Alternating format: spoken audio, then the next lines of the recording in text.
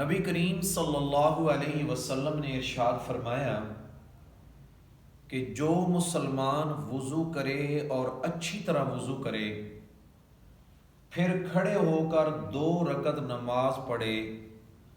اور ان 2 رکعتوں میں اپنا دل اللہ رب العالمین کی طرف متوجہ رکھے تو اس کے لیے جنت واجب ہو جاتی ہے۔ یہ 2 رکعت نماز نفل کا مقام ہے، اور 2 رکعت نفل کی عظیم الشان قیمت جنت کا واجب ہونا ہے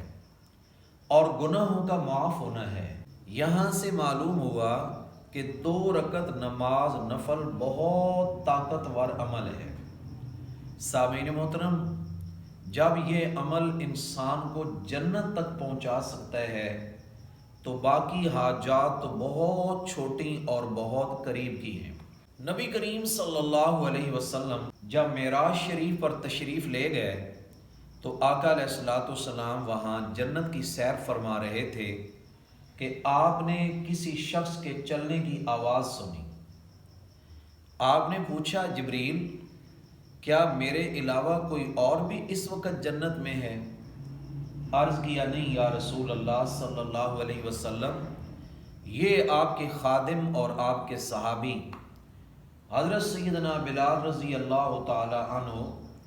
زمین پہ چلتے ہیں اور ان کی پاؤں کی آہٹ اللہ تعالیٰ عرش بری پر سنا رہے ہیں۔ آقا علیہ الصلوۃ والسلام واپس تشریف لائے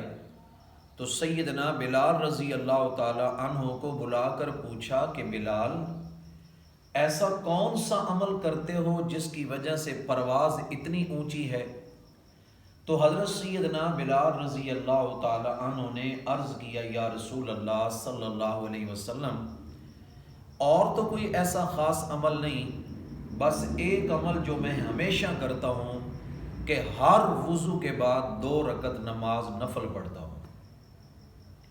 سامعین محترم، جس طرح نبی کریم صلی اللہ علیہ وسلم نے 2 رکعت نماز کے فضائل بیان فرمائے ہیں، اور جس طرح سے آپ صلی اللہ علیہ وسلم نے 2 رکعت نماز کا ذوق اپنی امت میں ابھارا ہے، اور جس طرح صحابہ کرام رضوان اللہ تعالی علیہم اجمعین نے 2 رکعت نماز کے فوائد حاصل کیے ہیں، اسے دیکھ کر یہ کہا جا سکتا ہے کہ اللہ تبارک و تعالی کی خالص رضا کے لیے 2 رکعت نماز ادا کرنا بھی اسم اعظم کی تاثیر رکھتا ہے۔ آپ ذرا غور تو کریں کہ کتنے بڑے بڑے خزانے ان 2 رکعتوں کے اندر چھپے ہوئے ہیں۔ 4 سجدے ہیں، 2 رکوع ہیں، 2 قیام ہیں، 2 بار سورہ فاتحہ ہے، 2 بار قرآن مجید کی تلاوت ہے، 1 تشہد ہے،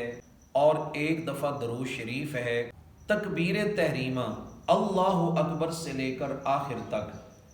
بار بار اللہ اکبر، کئی بار تسبیح، کئی بار تحمید، ثنا،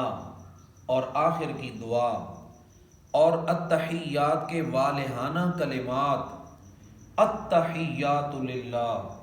والصلوات والطیبات، کہ میرے مولا، میرا سب کچھ تیرا ہے، میری قولی عبادت بھی تیرے لیے، میرے مولا میری فعلی عبادت بھی تیرے لیے، میرے مولا میری بدنی عبادت بھی تیرے لیے، اور میری مالی عبادت بھی تیرے لیے۔ انسان اگر 2 رکعت نماز پر اللہ اکبر سے سلام تک باریکی سے غور کرے تو وہ ان 2 رکعتوں کا اسی طرح دیوانہ اور عاشق ہو جائے جس طرح صحابہ کرام رضوان اللہ تعالی علیہم اجمعین اور بزرگان دین اور اولیاء اللہ تھے۔ آپ دیکھیں وہ 2 رکعتوں کے کیسے عاشق تھے۔ وہ 2 رکعت نماز کے ایسے عاشق اور دیوانے تھے کہ مسجد میں داخل ہوئے تو 2 رکعت،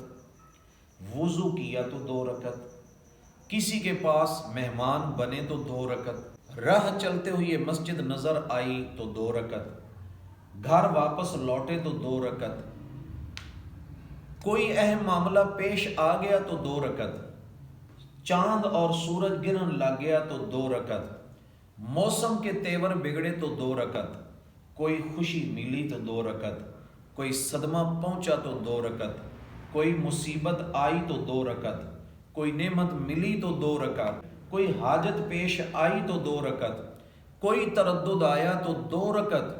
जिस तरह कुरान मजीद में अल्लाह ताला ने फरमाया वस्ताईनु बिस्सब्र वस्सला,